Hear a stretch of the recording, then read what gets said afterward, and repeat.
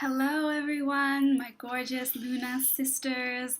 This is Katie here, and today I want to talk to you all a little bit about a question that's been burning on my mind for the past year, and it's really the foundation of why I created this group, the Luna Sisterhood, and what my mission is to educate women about health and emotional health, physical health.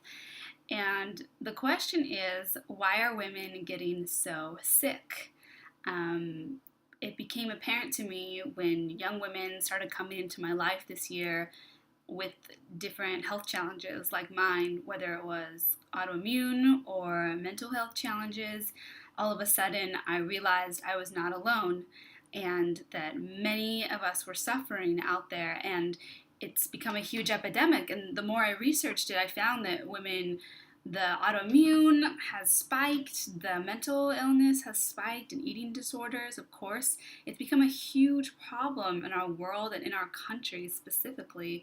Um, and I believe that there is something more to it than we're just really unlucky, and that we have the power to listen and the power to change. So, I'm going to share a little bit about my story and some insights I've come to, because maybe it'll help you come to some of your own, and we can talk about it.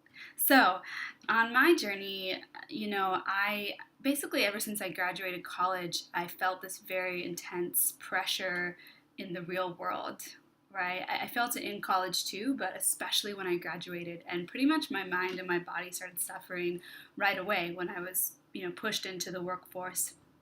And I felt this very, competitive energy, which now I recognize was this kind of deranged patriarchal energy, which is really running our society.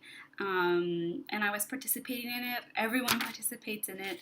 This competitive drive to get to the top, to be the best, even in the sectors I was working in, which were very feminine based sectors like social work. And I don't want to offend any of my supervisors. If you're watching this, I had some amazing people that I worked with, but still, I think even they would agree that there is that demand, that work as many hours as you can to get the results, to save the world, and only take half-hour lunch break. There was kind of an unspoken drive, intense drive there still, which kind of breaks my heart that even those sectors have forgotten the value of, slowing down, and that. So anyway, I started participating in this competitive energy. My body and my mind are super sensitive, and I didn't realize it. And so it started breaking down. My immune system completely crashed, and 3 years later, I'm still working on healing, and I still have quite a ways to go. Some of the other things, I thought about were how I related to men in my relationships or my friendships even.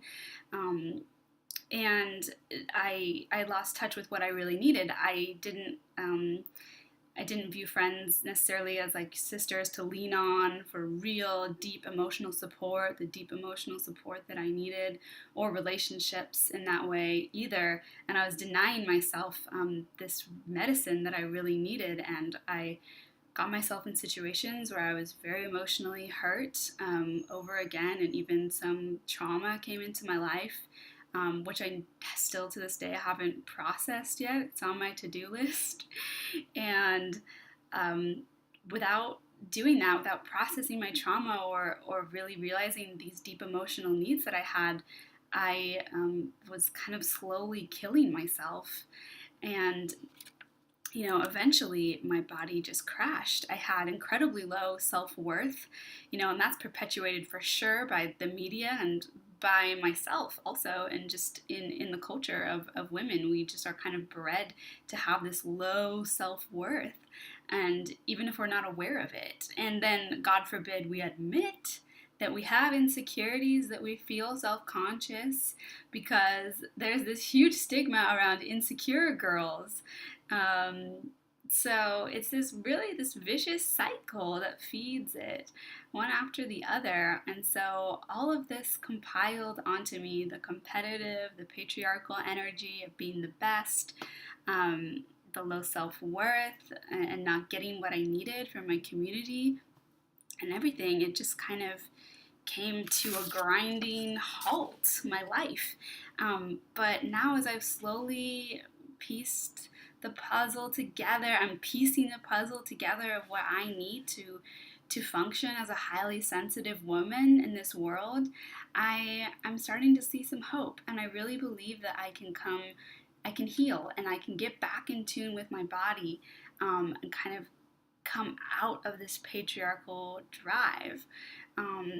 Because our bodies as women hold all this great ancient wisdom, basically, to heal ourselves. And something I learned was that women are not actually supposed to have that intense energy all the time. We are physiologically different than men are because of our cycles. We have an energy that goes up for the first part of our cycle, and then it goes down for the second part. And so I definitely was denying this, and so many women are, because, things became outside the norm, and women weren't really allowed to take that break anymore, to let their body rest and revive. And I think men for sure need it too. I mean, we all have masculine and feminine energy and needs within us. So I really think we're all disconnected from the feminine, and it's causing lots of problems in our society, but it's especially hitting really hard for women in terms of our health.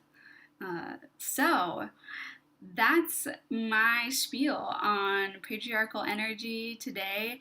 I know it's a little depressing, but I wanted to kind of go into the darkness a little bit and share some of my struggles, because I want to talk more about the light and about healing later, and what are some practices we can do to come back into the body, back into ourselves, into our emotions, into our needs, and build up that beautiful self-worth, because we are beautiful creatures that deserve to be healthy. Just like men, we're all beautiful. So yeah.